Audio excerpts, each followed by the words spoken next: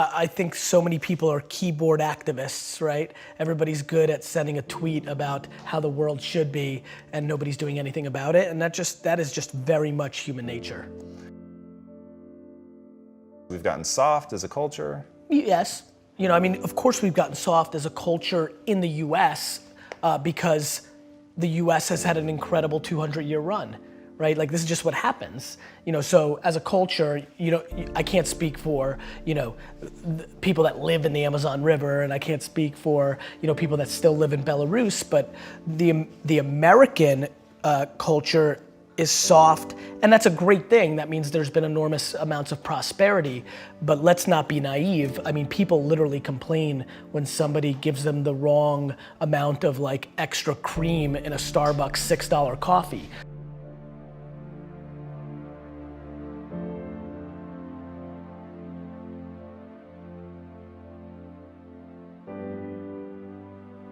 My lack of interest in complaining is so high, and when I watch what people complain about, it breaks my heart because they completely lack perspective.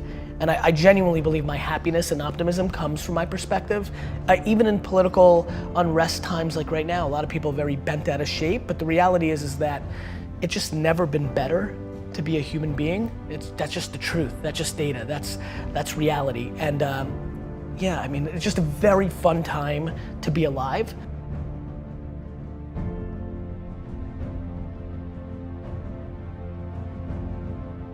And I think the way people look at the world right now, because it's such an incredible time, is actually the quickest tell to who they are. If you think it sucks or it's bad, you have losing, pessimistic DNA. And if you think it's awesome and phenomenal, you have optimistic, winning DNA. And I believe that to be true. And so that's where we're at. We're beating ourselves up.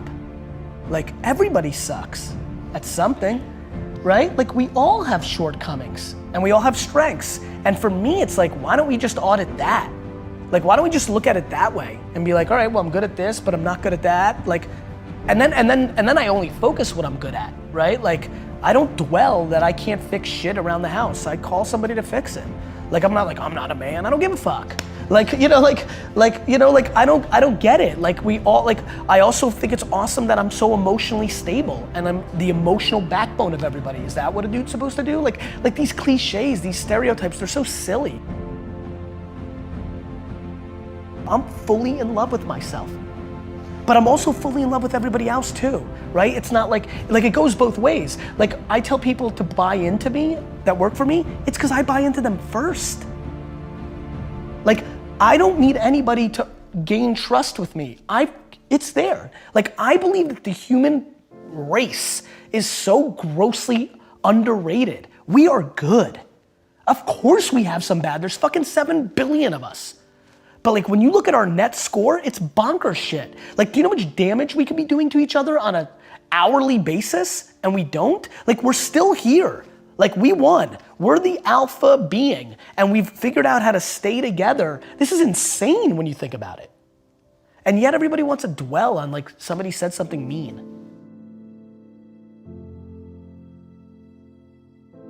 If you want to be an anomaly, you have to act like one.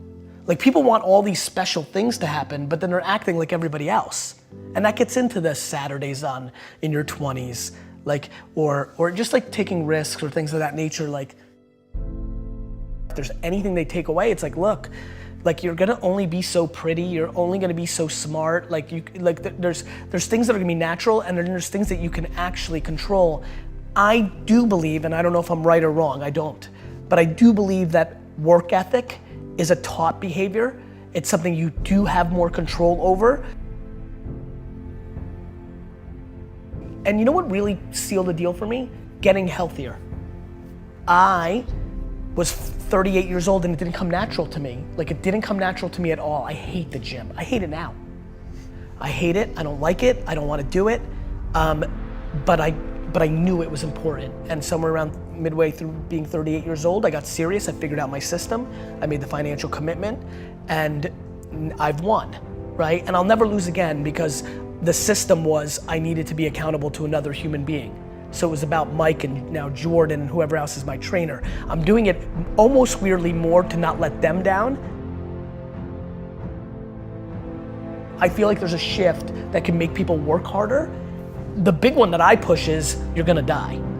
Like if you're like to me, life is broken down into complaining and not. So if you're not complaining, well then I have no advice for you. I'm pumped. Like you did it. Like I have friends who make $42,000 a year, work 9 to 4, kind of, with an hour and a half lunch and 45 minutes of YouTube and 10 minutes of bullshitting and an hour of complete wasted time in a meeting. So they're kind of working like 6, hours a week, right?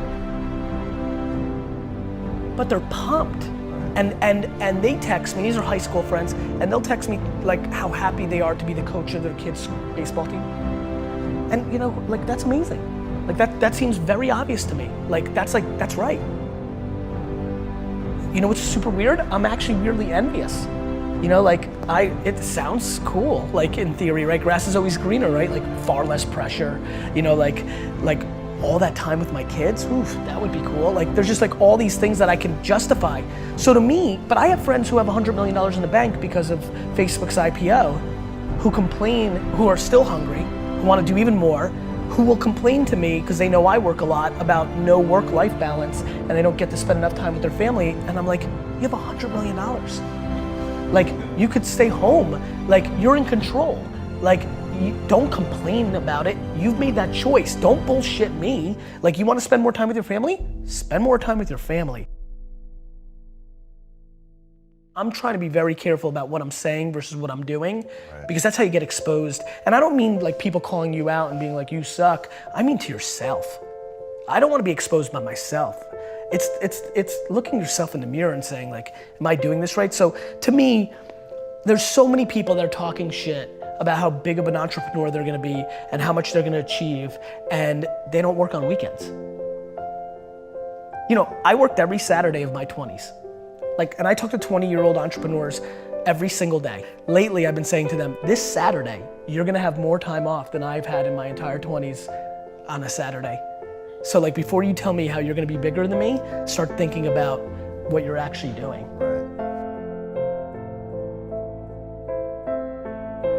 I'm careful to not give advice that I know is uniquely something that I was gifted with.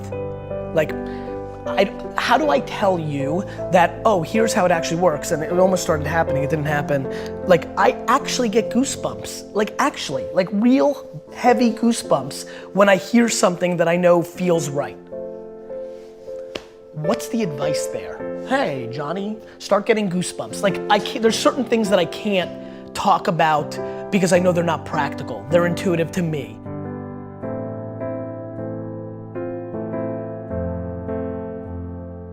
I plan to instill kindness into my kids.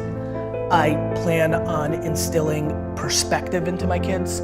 I plan in instilling just being a good human being. I plan on making sure they don't use their parents' wealth and micro fame and leverage to impose on any other person. I'm petrified of that. If my kids try to punk their friends on my shit, I'm gonna beat the fuck out of them. That's just loser DNA. You didn't do that, right? I'm not obsessed with tactics. I'm obsessed with religion. So I have a lot of wealthy friends at this point who think it's smart for them to sit first class, but the kids in coach. It's a tactic. They send their kids to Africa to build a school for a week. It's a tactic. It's like my friends that love the environment. The number 2 sector in the world that is hurting the environment is the fashion industry. When you run the math of what's doing bad to the earth, it's the number 2 industry behind gas. I don't even want to say it because I'm not sure if it's gas and oil. The number 2 industry, this I know for a fact, is the fashion industry. So all my fancy friends who love the environment, are they willing to give up their fucking Louis bags?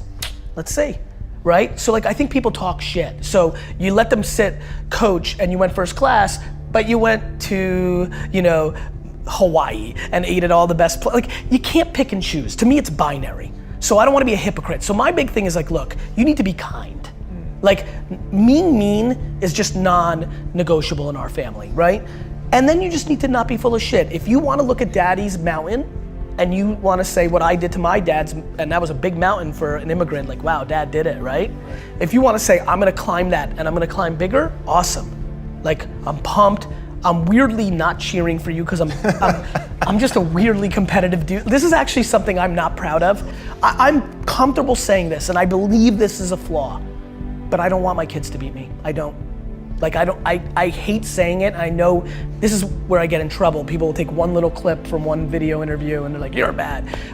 It's just my truth. I don't wanna bullshit you guys. Like, I'm that competitive.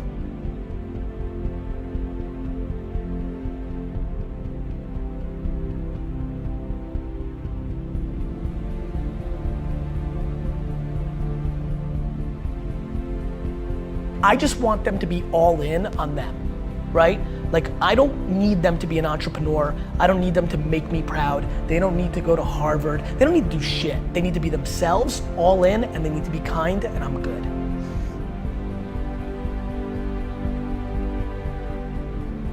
Like, everybody thinks their stuff is so good. Like, every day, Gary, my Instagram's so on fire, it's so awesome. Why is nobody, like, why am I not gaining followers? Because it's not awesome. We all think our stuff is the best, and like, I get that, but yeah, that would be my advice, only because that also is liberating. To me, everything's about breathing, right? Like, to me, everything is about like, take full ownership for everything, and then everything gets easy, because then you're in control. And then learn how to love to lose. I think that's how entrepreneurship, that's how life is. We all have losses. And so I like losses. I love adversity. I like the climb.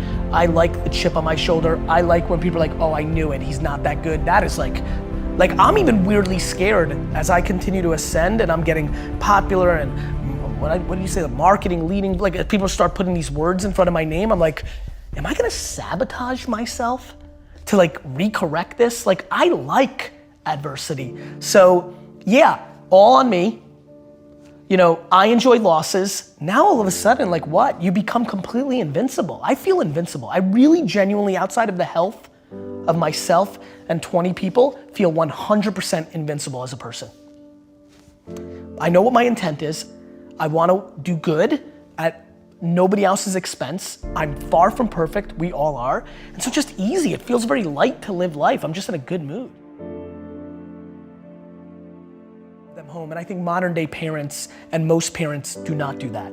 I think they focus on dumb shit like grades because they are insecure and they want to put the bumper sticker that their kid went to, you know, Stanford. Like, it's real fucked up when you really think about what's actually happening. So much of it is misery loves company, or people reflecting of what's inside of them.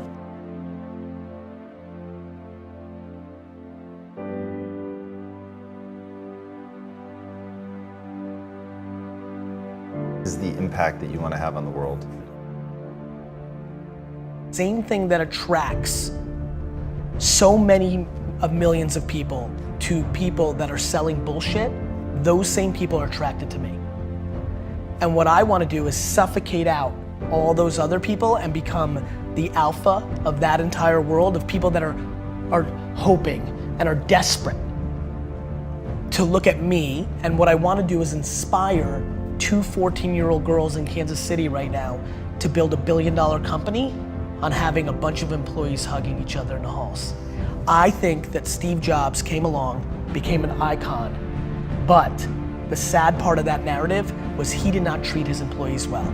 He became an icon, and the narrative became he got the most out of people by being a jerk, and that became romanticized. And a lot of people in Silicon Valley today run companies where they're mean because they think that's the right thing to do because they put Steve Jobs on a pedestal. I want my pedestal moment. I want to become that big, and what I want to come from that is that kids that aren't even born today think that they can build a $5 billion company and be a great guy or a great gal.